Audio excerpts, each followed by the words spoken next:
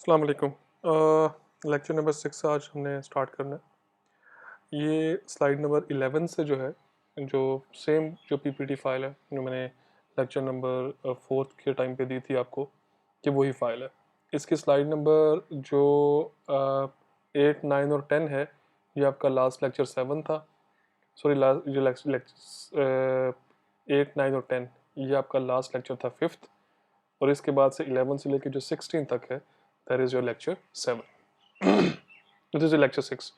Last जो 3 slide थी ये लेक्चर 5 था। अब जो 3 अगली स्लाइड है 11 से लेकर 16 तक, ये आपका लेक्चर जो है ये 6 है, आज का लेक्चर ये वाला। ठीक है। अच्छा, इसमें पहले हमने जो पढ़ना है वो है क्लासिफिकेशन ऑफ स्टॉर्म। ठीक है। क्लासिफिकेशन का मतलब ये होता है कि आप कुछ चीज़ों को जो है वो उनकी किसी बिहेवियर को लेकर आप उनको क्लासेस में डिवाइड करो। ठीक है। कुछ उनके जो है प्रॉपर्टीज़ को लेकर उनको कुछ क्लासेस में डिवाइड करो। ठीक है ना, ये क्लासिफिकेशन का मतलब है। मैं इसको, अगर वैसे तो खैर क्लासिफिकेशन जो है आप लोगों ने वैसे तो इसकी जो लफ्ज़ी मतलब हैं उनको मैं बताने की ज़रूरत तो नहीं है, लेकिन उसके बावजूद जो है मैं अगर फिर भी for the sake of argument या for the sake of clarification, मैं अगर इसको जो है ना वो एक सादा लैंग्वेज में जो है ना वो डिफ़ाइन करूं, तो क्लासिफिकेशन जो है इसको मैं थोड़ा सा ज़रा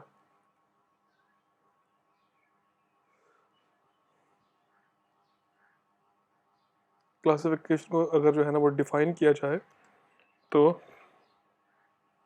ये होता है सिस्टमेटिक अरेंजमेंट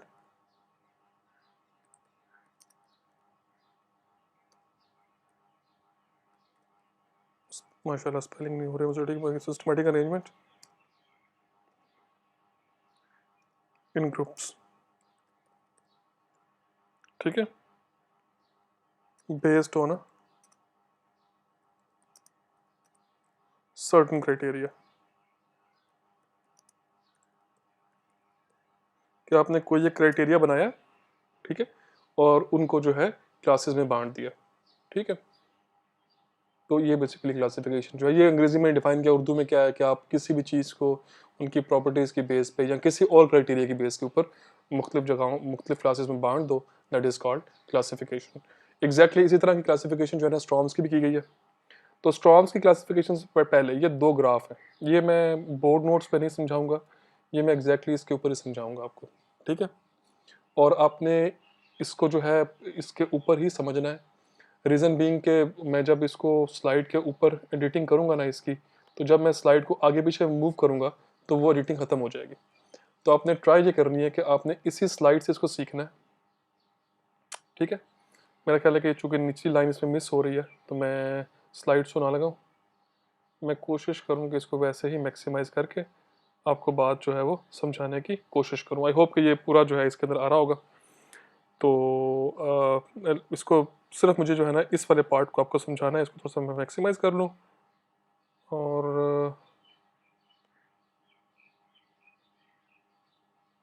मुझे उम्मीद है कि यहाँ तक चीज़ जो है ना ये क्लियर हो रही होगी।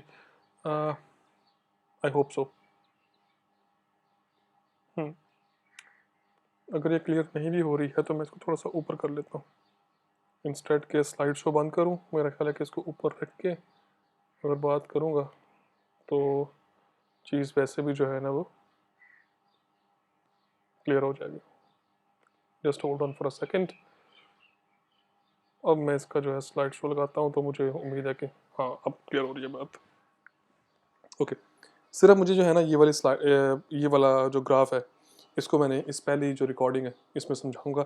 ये 4 पॉइंट्स जो है मैं फ़िलहाल इसमें नहीं बोलूँगा, वो नेक्स्ट वाली में रिकॉर्ड कर दूंगा नेक्स्ट पार्ट में। ये पहले मुझे ये ग्राफ समझाने के ग्राफ हैं क्या। देखो, एक ग्राफ है टोटल रेनफॉल, कि टोटल रेनफॉल की डेप्थ जो है ना कितनी है। और दूसरा क्या है, इस एक्सिस के ऊपर टाइम है, मिनट्स मिनट्स के अंदर टाइम लिखा हुआ है। यानी कि यहाँ पे डेप्थ ऑफ रेनफॉल है इस ग्राफ के लिए, और नीचे क्या है, टाइम है। सही है कि कितनी देर के लिए रेनफॉल हुई थी मिनट के अंदर। ये जो है ना वो ये 100 मिनट को रिप्रेजेंट कर रहा है, ये 200 मिनट को रिप्रेजेंट कर रहा है, ये 300 मिनट को रिप्रेजेंट कर रहा है। ठीक है, इस ग्राफ के अंदर। और ये क्या, ये जो बार ग्राफ बना हुआ है ये क्या है, ये इंटेंसिटी का ग्राफ है। यानी कि इसके जो वाई एक्सिस के ऊपर रेनफॉल इंटेंसिटी है, ठीक है, वो उसके यूनिट जो है ना वो क्या है, इंच पर आवर, ठीक हो गया। और एक्स एक्सिस के ऊपर वही मिनट्स हैं, 100 मिनट, 200 मिनट और 300 मिनट। और जो ये वाली एक्सिस इस वाले ग्राफ की है, इसमें वही रेनफॉल इंटेंसिटी ही है लेकिन मिलीमीटर पर आवर में है। और इस वाले की जो जो सेकेंडरी एक्सिस है, सेकेंडरी वाई एक्सिस, उसके ऊपर भी टोटल रेनफॉल ही है, लेकिन यहाँ पे प्राइमरी वाई एक्सिस के ऊपर रेनफॉल जो है ना वो, जो ये लाइन होती है ना, इसे हम बोलते हैं, एक्सिस होती है ना, इसे हम बोलते हैं प्राइमरी एक्स एक्सिस। ये होती है सेकेंडरी सेकेंडरी एक्सिस। ये है secondary Y axis, primary Y axis, this one primary Y axis, secondary Y axis. पता नहीं मुझे क्या हो गया, मेरा जहन जो है वो उल्टा ही घूम रहा है इस टाइम, ठीक है। और ये जो है ना, इसे हम बोलते हैं primary X axis, and this is primary Y, secondary Y axis. माशाल्लाह कोई 4-5 मैंने मिस्टेक्स इतनी छोटी सी बात में कर दी हैं, अभी मैंने पूरा ग्राफ समझाना है, पता नहीं कितनी को मिस्टेक करूंगा उसके अंदर, ठीक है। जस्ट फॉर रेपिटेशन कि जो ये वाली एक्सिस है, this is called primary y-axis, this is primary x-axis, this is secondary y-axis, this is secondary x-axis. Same is the case with this graph. Primary y-axis, primary x-axis, secondary x-axis, secondary y-axis, ठीक है। तो y-axis के ऊपर same units हैं, ठीक हो गया। और x-axis के ऊपर भी जो है ना वो क्या है, वो सेम यूनिट्स ही हैं, ठीक हो गया। अच्छा, अब इसको जो है थोड़ा सा ग्राफ को समझते हैं कि इस ग्राफ में बोला क्या हुआ है। देखो पहली बात तो ये वाली है कि जब भी कोई ग्राफ बनता है, मैंने ये बात चूँकि पहले बताई हुई है तो मैं इसको दोबारा जो है ना वो एक्सप्लेन नहीं करूँगा। जो भी एक्स एक्सिस होती है, जो भी वाई एक्सिस होती है, आप ग्राफ के ऊपर किसी पॉइंट का, अगर आपने कर्व के ऊपर स्लोप फाइंड करना है ना, किसी कर्व के ऊपर आपने किसी पॉइंट का स्लोप फाइंड करना है, मिसाल के तौर पे मैंने इस पॉइंट का स्लोप फाइंड करना है, इस एक्सिस के ऊपर मैं चाहता हूँ कि मैं इस पॉइंट का स्लोप फाइंड करूँ। मैं क्या करूँगा कि मैं इस पॉइंट पे टेंजेंट ड्रॉ करूँगा, ठीक है। और फिर इस, जैसे मैंने इस पॉइंट के ऊपर टेंजेंट ड्रॉ कर दिया, ये कोई इतना अच्छा पॉइंट नहीं है एक्सप्लेन करने के लिहाज से, तो मैं कोशिश करता हूँ कि इसको जो है ना वो किसी और पॉइंट पे एक्सप्लेन कर दूँ। मिसाल के तौर पे ये वाला पॉइंट, मुझे इस पे जो है ना उसका स्लोप फाइंड करना है, तो क्या करूँगा, मैं एक टेंजेंट ड्रॉ करूँगा, ठीक है। टेंजेंट ड्रॉ किया और फिर वो क्या करना है, मैंने वही स्लोप वाला फार्मूला कि जी चेंज इन एक्स कितना आ रहा है और चेंज इन वाई कितना आ रहा है। वैसे मैंने आपस की बात है इसके ऊपर मैंने ड्रॉ करके सारा ख़राब ही किया। आई थिंक कि मुझे किसी दूसरी जो है ना उसके ऊपर इसको ड्रॉ करके बात को सिंप्लीफाई कर देना चाहिए, क्योंकि यहाँ पे एक्सप्लेन करना मुश्किल हो रहा है, वर्ड के ऊपर एक्सप्लेन करना आसान हो जाएगा। कि अगर आपने किसी भी, कोई भी आपके पास जो है ना वो सपोज करो आपके पास कोई भी कोऑर्डिनेट एक्सिस है, ये वाई एक्सिस हो गया,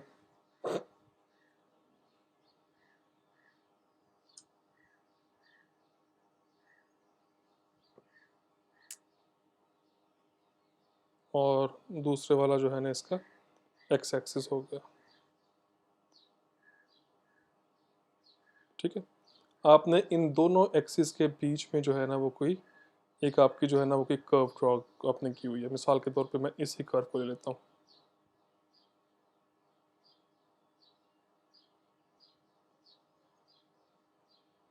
कोई ये कर्व आ गया, बिल्कुल कोई ये कर्व है,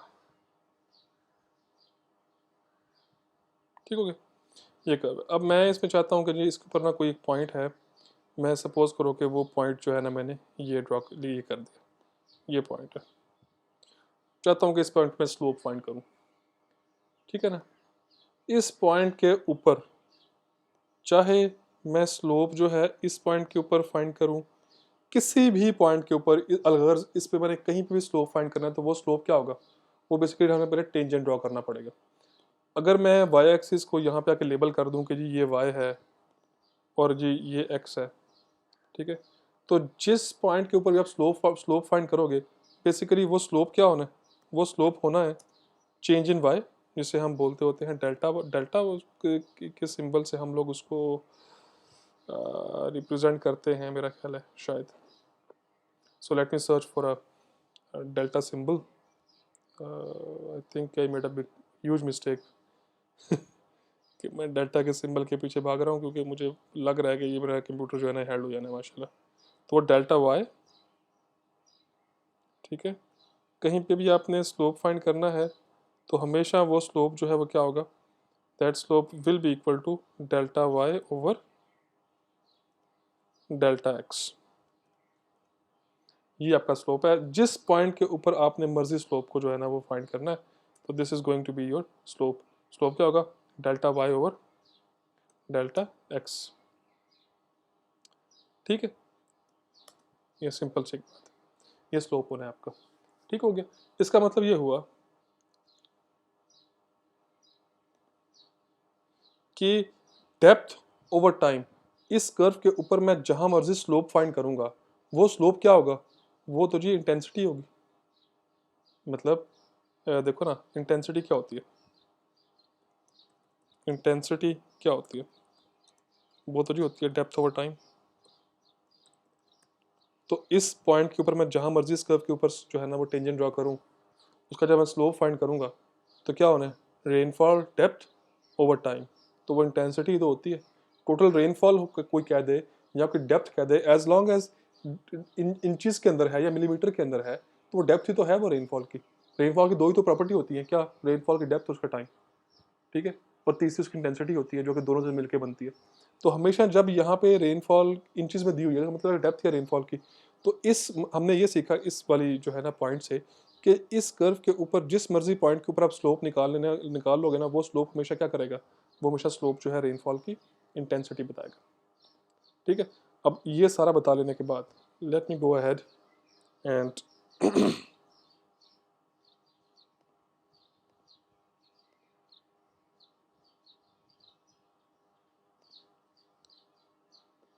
and start explaining the graphs. देखो ये ग्राफ तो है, ये रेनफॉल डेप्थ और टाइम के बीच में है, जिसको मैस रेनफॉल बोला हुआ है, और ये जो है ये क्या है, रेनफॉल इंटेंसिटी और टाइम के बीच में। क्लियर है ये वाली बात। अच्छा,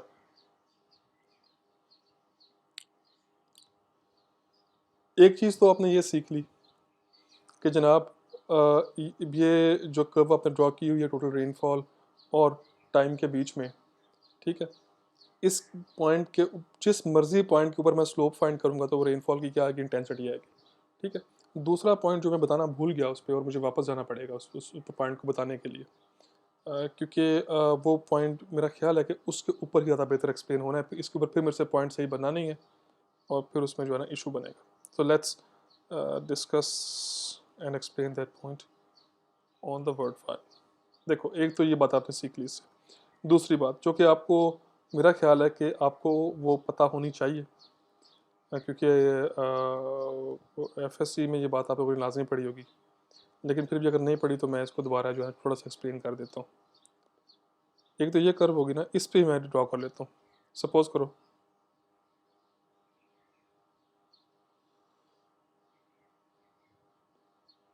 इस पर मज़ा नहीं आया यार, दोबारा ड्रॉ करने पड़ेगा।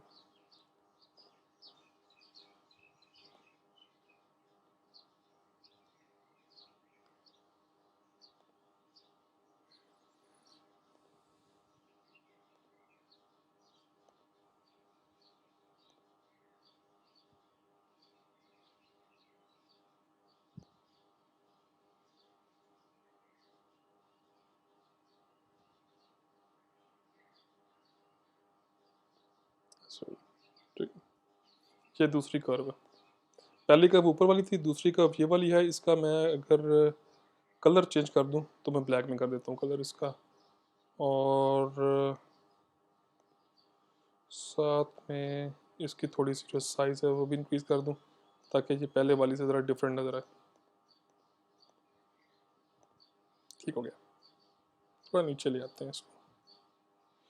देखो ये कर्व है ना, अच्छा अब किस कर्व के पॉइंट के ऊपर स्लोप ज़्यादा है और किस कर्व के पॉइंट के ऊपर स्लोप कम है, आपने ये देखना हो ना, तो देखते होते हैं कि कौन सा पॉइंट जो है वो वाई एक्सिस के करीब है और कौन सा पॉइंट जो है वो एक्स एक्सिस की तरफ टिल्ट कर रहा है या उसके करीब है।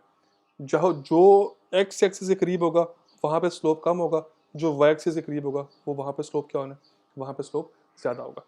और जैसे देखो ये वाली कर्व है, हमें पता कि इसका ये वाला हिस्सा जो है ना, it is tilting towards Y axis, ठीक है। यानी कि इस हिस्से से, इस वाले पॉइंट से लेके,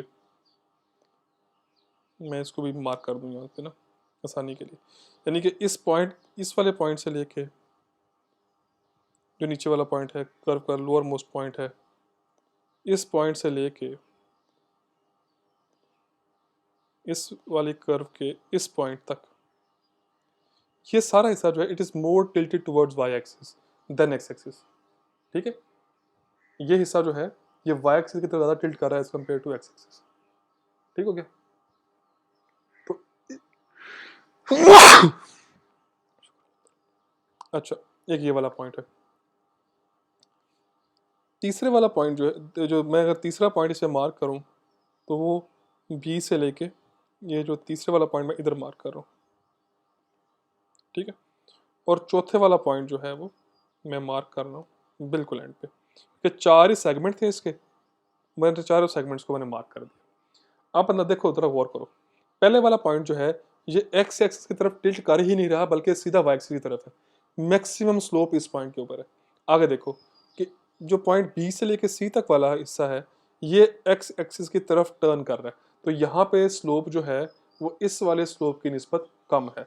और ये हिस्सा तो है ही वाई एक्सिस की तरफ, एक्स एक्सिस की तरफ, वाई की तरफ तो ये टिल्ट किया ही नहीं है। टिल्ट वाई एक्सिस की तरफ कब करेगा? जब उसके अंदर वाई की तरफ थोड़ी झोल आएगी, यानी कि वर्टिकली उसके अंदर थोड़ी झोल आएगी, तो हम हमेशा कहते हैं कि जी वो अब वाई एक्सिस की तरफ टिल्ट कर रहा है, ठीक है। ये तो वाई एक्सिस की तरफ जा ही नहीं रहा, तो इस ये चूंकि सिंपल एक्स एक्सिस की तरफ ही है, तो हम इसे क्या बोलेंगे कि यहाँ पे स्लोप सबसे कम है। क्लियर? मैं सिर्फ फॉर द केस ऑफ समझाना मैं एक और जो है ना केस ड्रॉ करता हूँ आपके लिए।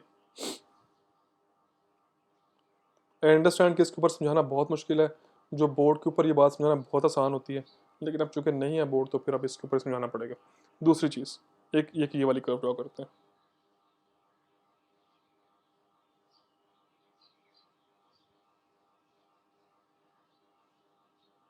एक ये वाली कर्व आ गई हमारे पास जी, ठीक है। एंड वाला हिस्सा थोड़ा ख़राब मैंने कर दिया इसका, but still it's the best curve to study. इसके ऊपर मैं कुछ पॉइंट मार्क करता हूँ, ठीक है, जस्ट समझाने के लिए। मुझे लग रहा है कि मेरा पहला पूरा का पूरा हिस्सा जो है ये बात समझाने में लग जाना है। एनीवे, नेक्स्ट में वो कर्व समझा दूंगा। पहला पॉइंट ये वाला, ठीक है।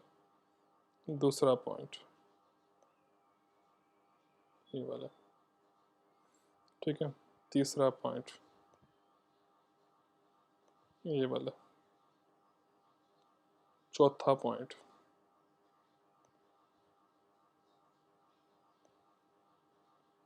बस इतना इसमें होगा। आगे पांचवा वाला पॉइंट रहने दो, इतनी लंबी बात नहीं करनी है, या कर ही दूँ यार, फिर तुम कहीं ये ना करोगे बात समझ नहीं आई, तो इसे कर दिया, ठीक है, बस इतना ही। अच्छा, ये देखो, इस पॉइंट के ऊपर ये तो लाइन जो है ना वाई एक्सिस की तरफ उठी ही नहीं है, ठीक है। उसके बाद ये लाइन आ गई, ठीक है। अब इस सेक्शन के अंदर स्लोप जो है इस वाले सेक्शन से ज़्यादा है। नेक्स्ट सेक्शन का स्लोप जो है वो बिल्कुल ही कम है, वो इस जितना ही है, क्योंकि दोनों लाइंस पैरेलल हैं एक्स एक्सिस के। ये वाई की तरफ इस सेगमेंट के अंदर कोई चीज़ टिल्ट की ही नहीं है। जो अगला सेगमेंट अलबत्ता, यहाँ पे चेक करो, ये तो एग्जैक्टली वाई के पैरेलल रहा है, ये बोला, ये तो उठा ही एक्सिस वाई एक्सिस की तरफ है, एक्स एक्सिस की तरफ गया ही नहीं है। तो यहाँ पे स्लोप जो है मैक्सिमम है as compare to all these three sections, ठीक है। तो इस तरीके से हम नोट करते होते हैं कि स्लोप जो है किस पॉइंट के ऊपर ज़्यादा है और किस पॉइंट के ऊपर कम है, ठीक है।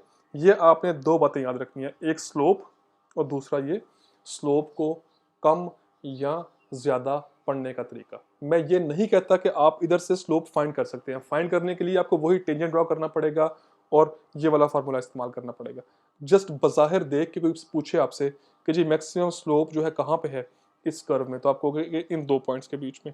उसके बाद कहाँ पे है जी? इन दो पॉइंट्स के बीच में। और कम कहाँ पे है जी? इन दो और इन दो पॉइंट्स के बीच में स्लोप जो है सबसे कम है, ठीक है।